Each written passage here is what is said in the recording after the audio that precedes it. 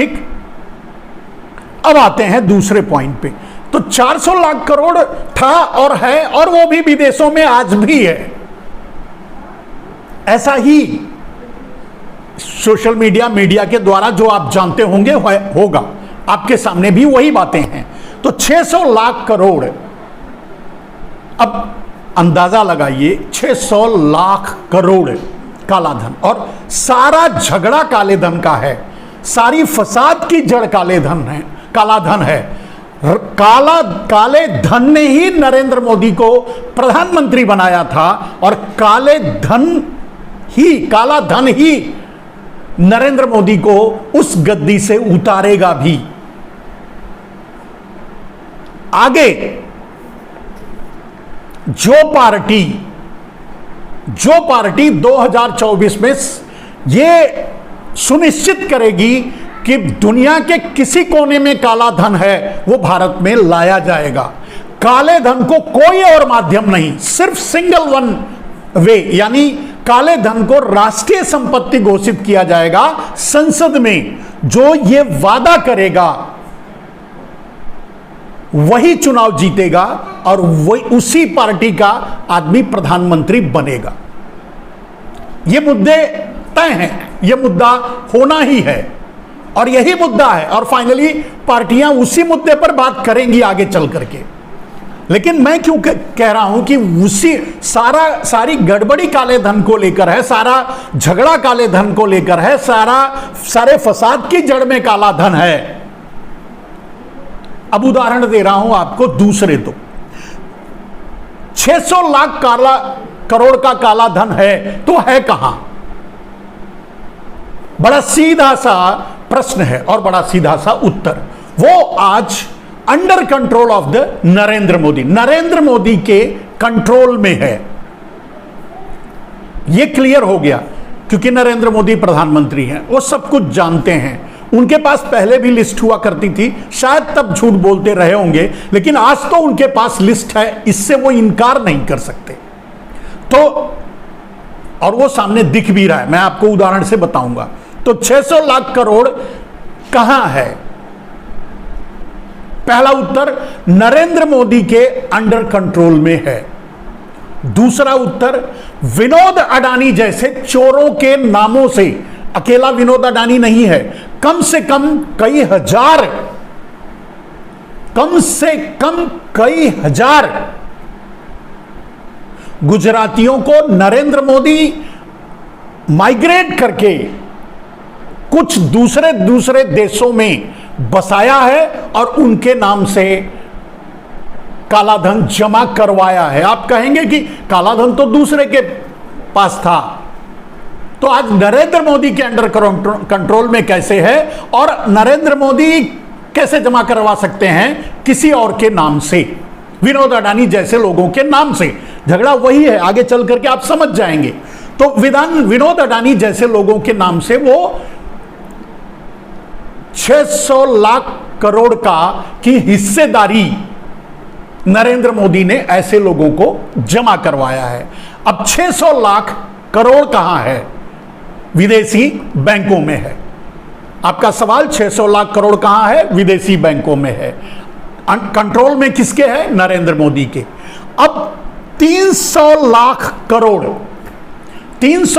करोड़ नरेंद्र मोदी ने हिस्सेदारी ले ली, ठीक है? 300 लाख करोड़ नरेंद्र मोदी ने हिस्सेदारी ले ली, और उसे विनोद अडानी जैसे और बहुत से, जिनको गुजरात से माइग्रेट करके वहां बसाया गया है, कुछ गुजराती मोदी के समर्थकों को, जिनको वहां से विदेशों में ले जाकर के बसाया गया है, नागरिकता दिलवाई गई है और उनके नाम से वो ट्रांसफर किया गया है, वो 300 लाख करोड़ है। ये 300 लाख करोड़ कैसे है? क्योंकि 600 लाख करोड़, मान लीजिए एक 500 आदमी, एक उदाहरण कह रहा हूं, कई हजार आदमियों के पास है ये पैसा, लेकिन अगर 200, 500, 1000 आदमी के पास अगर वो वहां पैसा था, तो उनसे हर आदमी से, अगर किसी के पास 100 करोड़ था तो 50 करोड़ है। 100 करोड़ तो किसी के पास नहीं था, क्योंकि आप राजीव भाई ने बताया था कि 1000 करोड़ के बाद ऊपर तो वहां खाता ही खुलता है स्विस बैंकों में। आप राजू भाई के वक्तव्य को सुनिएगा, आपको पता चलेगा। तो 1000 करोड़ से ऊपर ही सबके पास, जो जिसका भी रहा होगा, मेरे ख्याल से ऐसा ही कुछ होगा कैलकुलेशन, कि एक लिमिट है वहां, उतने से कम में वहां अकाउंट नहीं खुलता। तो कहने का मतलब उससे ज्यादा, और जब हजारों आदमी है तो आप खुद ही कैलकुलेट कर लीजिए कि कितना है।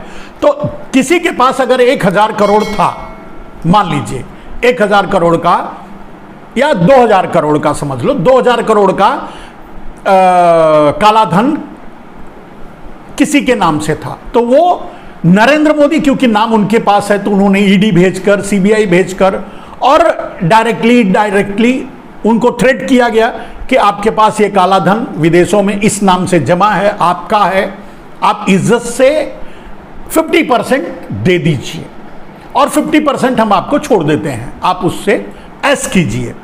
ठीक है, ये बंटवारा वो बंटवारा का काम नरेंद्र मोदी यहां भी कर चुके हैं। 2000 का नोट छाप करके वो काम वो यहां भी कर चुके हैं, और वही काम उन्होंने विदेशों में किया। तो विदेशों में जो काला धन था, सबसे जिनसे 1000 करोड़ था तो बोले, 2000 करोड़ था तो बोले 1000 करोड़ तुम रख लो, 1000 करोड़ हम जिसको बोलेंगे उसके नाम से ट्रांसफर कर दो। तो वो 1000 करोड़ विनोद अडानी जैसे नामों से ट्रांसफर हो गया।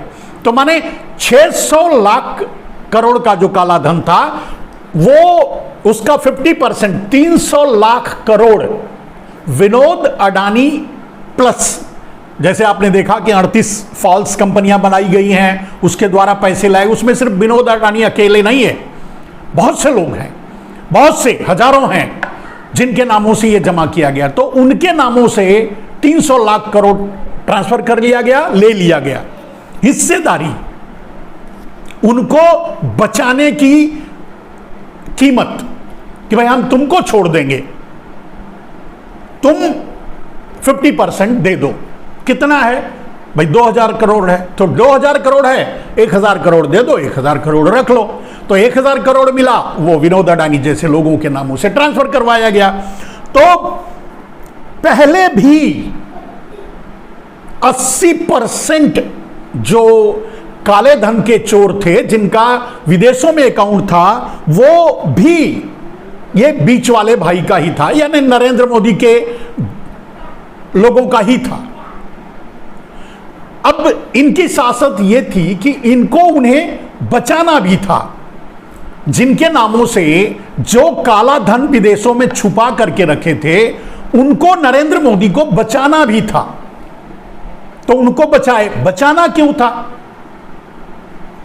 बचाना इसलिए था क्योंकि ज्यादातर 80% नरेंद्र मोदी के आगे पीछे भाई बंद लोग थे, अडानी अंबानी जैसे लोग थे।